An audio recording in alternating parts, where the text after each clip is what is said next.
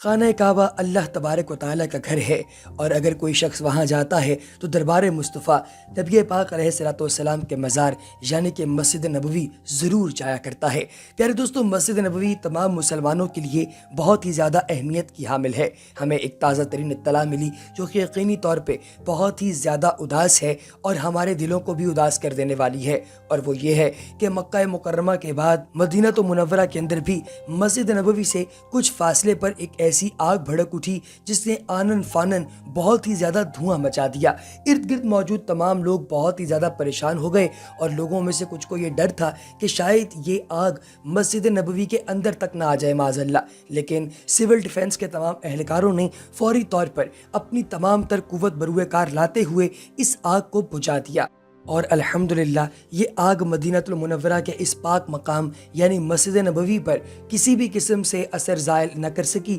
اور کسی بھی طرح سے اس نے وہاں پر ڈسٹرکشن کاز نہیں کی۔ الحمدللہ، حسبنا اللہ و نعم الوکیل، اللہ تبارک و تعالیٰ کی ذات نے اپنا کرم فرمایا اور یہ آگ مسجد نبوی سے دور ہی بالکل ختم ہو گئی۔ پیارے دوستو، آج کی اس انفارمیٹیو ویڈیو میں ہم کوشش کریں گے کہ آپ کو یہ بھی بتائیں کہ آج سے پہلے بھی مسجد نبوی کے اندر ایک دفعہ آگ لگائی گئی تھی معاذ اللہ، یہ واقعہ کیا تھا، اور مسجد نبوی سے متعلق کچھ حیران کن حقائق جو آپ نہیں جانتے یہ بھی آپ کے ساتھ شیئر کرتے ہیں۔ اس سے پہلے کہ ویڈیو میں آگے بڑھا جائے، اگر آپ نے ابھی تک ہمارے چینل کو سبسکرائب نہیں کیا تو چینل کو سبسکرائب کیجئے، بیل آئیکن پر کلک کیجئے، اور کمنٹ سیکشن میں اپنی قیمتی رائے کا اظہار ضرور کیجئے گا۔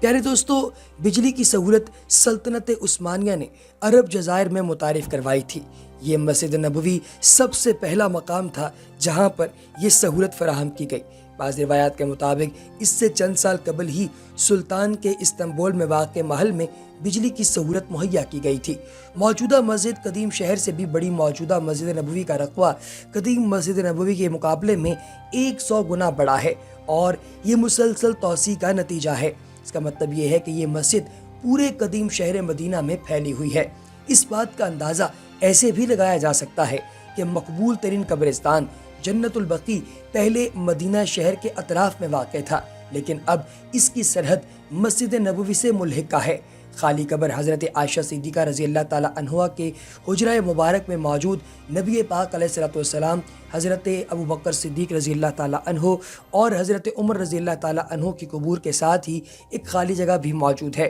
اس کے بارے میں بعض روایات میں آتا ہے کہ یہاں حضرت عیسیٰ علیہ الصلوۃ والسلام کو دفن کیا جائے گا۔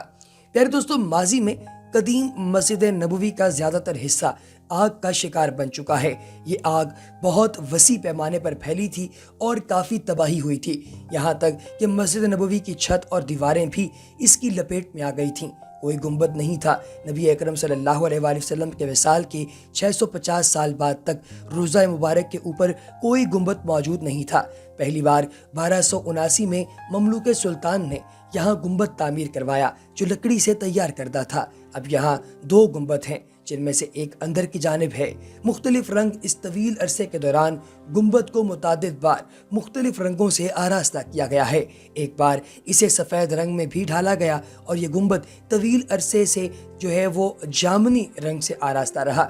دوستو، زیادہ تر مسجد میں ایک محراب بنایا جاتا ہے، لیکن مسجد نبوی میں 3 محراب بنائے گئے ہیں۔ حالیہ امامت کے لیے استعمال ہونے والے محراب کے علاوہ دیگر محراب قدیم ہیں۔ ان میں سے ایک محراب کو سلیمانیہ کہا جاتا ہے، جسے سلطنت سلیمان کے حکم پر تعمیر کیا گیا تھا۔ سعودی عربیہ کے شہر مدینہ میں واقع مسجد نبوی دنیا میں مسلمانوں کا دوسرا مقدس ترین مقام ہے، اور اسے پیغمبر اسلام صلی اللہ علیہ وآلہ وسلم کی زندگی میں ان کے ہیڈ کوارٹر کی حیثیت حاصل تھی۔ اسلامی روایات کے مطابق مسجد نبوی میں ادا کی گئی نماز کا ثواب مکہ میں خانہ کعبہ والی مسجد الحرام کے علاوہ کسی بھی دیگر مسجد میں ادا کی گئی نماز کے مقابلے میں 1000 گنا زیادہ ہے۔ پیغمبر اسلام نے یہ مسجد مکہ سے اس وقت یثرب کہلائے جانے والے شہر مدینہ ہجرت کرنے کے بعد تعمیر کروائی، اور مسجد قباء کے بعد مدینہ میں تعمیر کی جانے والی یہ دوسری مسجد تھی۔ اسلامی روایات کے مطابق اسی مسجد میں وہ مقام بھی واقع ہے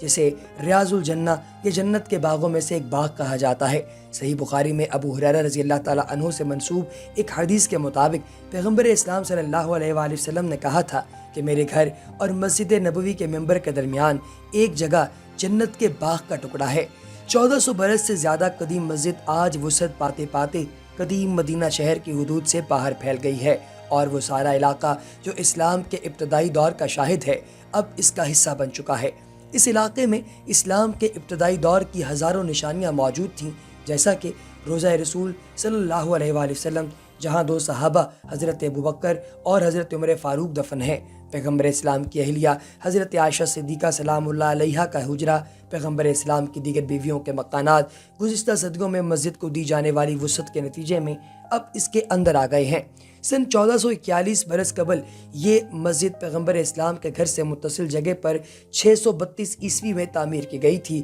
اور آنے والی صدیوں میں کئی مرتبہ اس کو وسعت دی جاتی رہی۔ سلطان غالب القیتی نے مسلمانوں کے مقدس شہروں، حج اور دنیائے اسلام کے بارے میں اپنی کتاب میں لکھا ہے کہ 1909 میں جزیرہ نما عرب میں مسجد نبوی وہ واحد عمارت تھی جہاں روشنی کے لیے بجلی کا استعمال کیا جاتا تھا۔ سعودی فرمانروا شاہ عبداللہ بن عبدالعزیز کے دور میں اس کو وسیع کرنے کا سب سے بڑا منصوبہ شروع کیا گیا، جو ابھی تک تکمیل کے مراحل میں ہے۔ کہا جاتا ہے کہ اس منصوبے کی تکمیل کے بعد ہر برس کروڑوں عقیدت مندوں کی منزل بننے والی اس مسجد میں ایک وقت میں 18 لاکھ افراد کے نماز پڑھنے کی گنجائش موجود ہوگی۔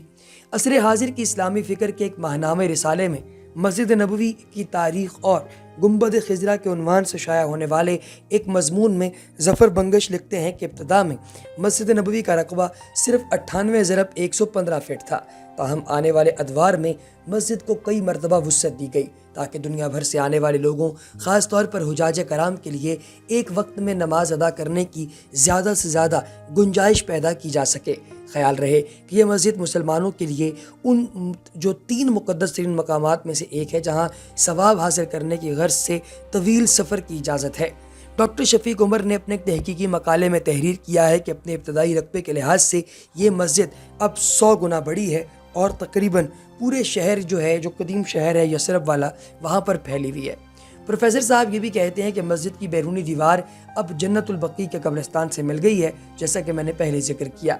پیارے دوستو، سعودی عرب کے وزیر خزانہ ابراہیم الاساف کہتے ہیں کہ مسجد کے مرکزی حصے کی عمارت 6,14,800 مربع میٹر پر مشتمل ہوگی، جبکہ مسجد اور اس کے صحنوں کا مجموعی رقبہ 10,20,500 مربع میٹر پر محیط ہوگا، جس کے بعد 10 لاکھ افراد مسجد کی مرکزی عمارت اور 8 لاکھ اس کے بیرونی صحن میں بیک وقت نماز ادا کر سکیں گے۔ دوستو، عرب نیوز نے مسجد کے ترجمان شیخ عبدالواحد الحطاب کے حوالے سے اطلاع دی تھی کہ شاہ عبداللہ نے مسجد کے اندر خصوصی طور پر تیار کی گئی 250 چھتریاں لگانے کا حکم دیا تھا، جو 1,34,000 مربع میٹر علاقے کو سایہ فراہم کریں گی۔